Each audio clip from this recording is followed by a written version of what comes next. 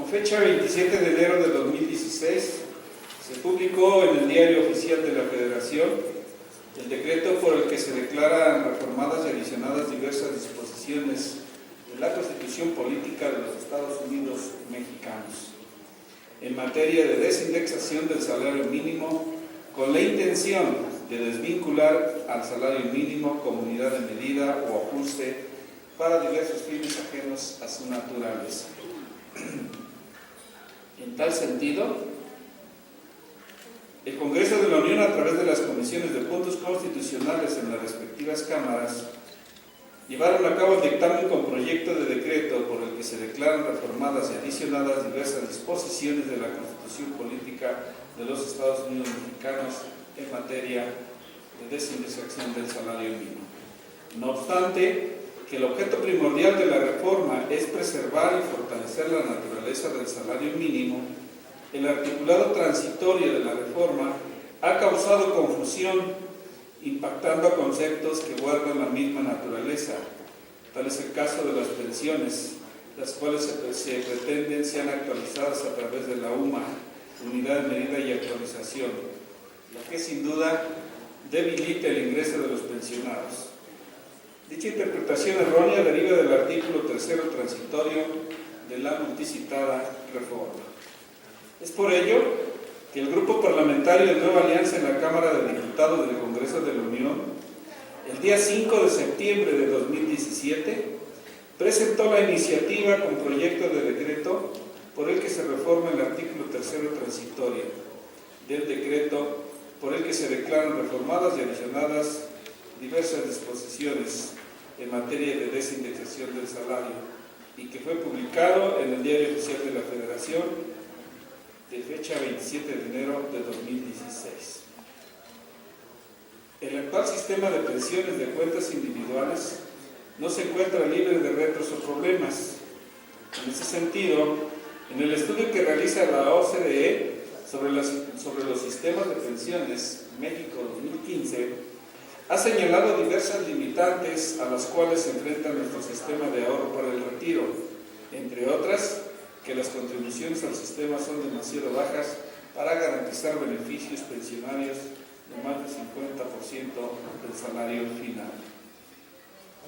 Asimismo, en las conclusiones del estudio mencionado anteriormente, la OCDE señala una serie de recomendaciones para mejorar y aumentar las pensiones de los trabajadores de cuentas individuales, entre las que destacan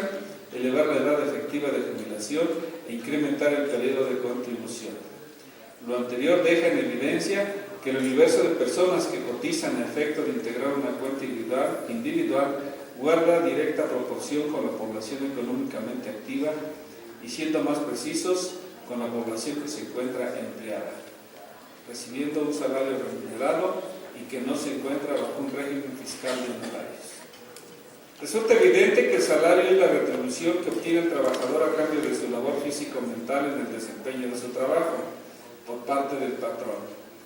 La seguridad social es un tema de suma importancia para cualquier mexicano, pues esta tiene por finalidad garantizar el derecho a la salud de calidad, la protección de los medios de subsistencia y los servicios sociales necesarios para el bienestar individual y colectivo, así como el otorgamiento de una pensión que, en su caso y por el cumplimiento de los requisitos legales, será garantizada por el Estado. Para Nueva Alianza, los derechos de seguridad social constituyen un derecho humano fundamental, como lo ha decretado la Organización Internacional del Trabajo,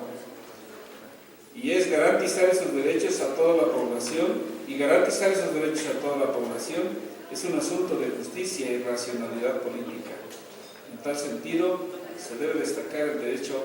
a una pensión. En tanto, la doctrina jurídica considera el régimen de pensiones como una prestación laboral más, la orientación moderna lo califica como un derecho ya adquirido por los trabajadores, compensatorio del esfuerzo laboral realizado por un determinado número de años o debido a una incapacidad total y permanente para el trabajo, resultado de un riesgo profesional o de circunstancias similares sobrevenidas en el desempeño del empleo. En este punto, resulta evidente el carácter legal que tienen las pensiones, y su relación con los trabajadores. No obstante, para reforzar lo antes citado, invocaremos el siguiente criterio de la Corte para definir la naturaleza jurídica de las pensiones. Pensión por jubilación y vejez. Naturaleza jurídica. La pensión jubilatoria por años de servicio es de naturaleza jurídica diversa y se genera por hechos distintos, aunque coexistentes, respecto a la pensión por vejez, puesto que la naturaleza de la primera es contractual, dado que deriva del cumplimiento del régimen de jubilaciones y pensiones que forma parte del respectivo contrato colectivo de trabajo, y su otorgamiento se da concretamente por años de servicio prestados al patrón, en el caso del Instituto Mexicano del Seguro Social. Y en cambio la pensión por vejez es de naturaleza legal prevista en el artículo 137 y 138 y demás relativos de la Ley del Seguro Social, y el derecho a que se otorgue tiene su origen en hechos diversos a los exigidos para la jubilación, porque según señalan dichos preceptos, los requisitos necesarios para ello son haber cumplido 65 años de edad y tener 500 semanas de cotización. En tal sentido, las pensiones se deben calcular con base en el sueldo básico del trabajador durante su último año de servicios. Por tanto, dicho sueldo se debe interpretar de manera amplia y tal como lo establece la ley, al manifestar que se entiende por salario base de cotización el monto utilizado para determinar las prestaciones de seguridad social contempladas en la ley del ISSSTE y las obligaciones de pago de cuotas y aportaciones de los trabajadores. De acuerdo con la ley, es el sueldo del tabulador regional que para cada puesto se haya señalado. El salario básico de cotización no puede ser menor a un salario mínimo del Distrito Federal y no puede exceder de 10 salarios mínimos. Artículo 17 de la ley del ISSSTE. En este contexto, resulta importante destacar que las autoridades están incurriendo en un problema de interpretación al desvincular el salario mínimo del cálculo de las pensiones, derivado de lo establecido en el artículo 3º transitorio del decreto por el que se declaran reformadas y adicionadas diversas disposiciones de la Constitución Política de los Estados Unidos Mexicanos en materia de desindexación del salario mínimo publicado en el Diario Oficial de la Federación con fecha 27 de enero del 2016. Lo anterior, debido a que el citado artículo establece que a la fecha de entrada en vigor del presente decreto, todas las menciones al salario mínimo como unidad de cuenta, índice, base, medida o referencia para determinar la cuantía de las obligaciones y supuestos previstos en las leyes federales, estatales del Distrito Federal, así como en cualquier disposición jurídica que emane de todas las anteriores, se entenderán referidas a la unidad de medida y actualización. Sin embargo, se es omiso de la intención del legislador y se violenta lo establecido en la reforma constitucional al establecer en el artículo 123, apartado B, fracción sexta, lo siguiente: los salarios mínimos que deberán disfrutar los trabajadores serán generales o profesionales. Los primeros regirán en el área geográfica que se determinen. Los segundos se aplicarán en ramos determinados de la actividad económica o en profesiones, oficios o trabajos especiales. El salario mínimo no podrá ser utilizado como índice, unidad, base, medida o referencia para fines ajenos a su naturaleza. Por ello, el Grupo Legislativo Nueva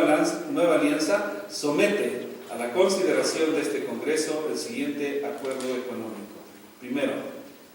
el Congreso del Estado Libre y Soberano de Hidalgo exhorta al Congreso de la Unión a efecto de que se apruebe la iniciativa con proyecto de decreto por el que se reforma el artículo 3º transitorio del decreto por el que se declaran reformadas y adicionadas diversas disposiciones de la Constitución Política de los Estados Unidos Mexicanos en materia de desindexación del salario mínimo, publicado en el Diario Oficial de la Federación con fecha 27 de enero de 2016. Segundo, Se instruye a la Secretaría de Servicios Legislativos del Congreso del Estado a fin de que, aprobado que sea el presente, se gire a las diferentes legislaturas de las entidades federativas solicitando su adhesión al mismo. Dado en la sala de sesiones del Honorable Congreso del Estado de Hidalgo a los 21 días del mes de noviembre del año 2017. Diputado Emilio Liceo Molina, diputado presidente. Gracias.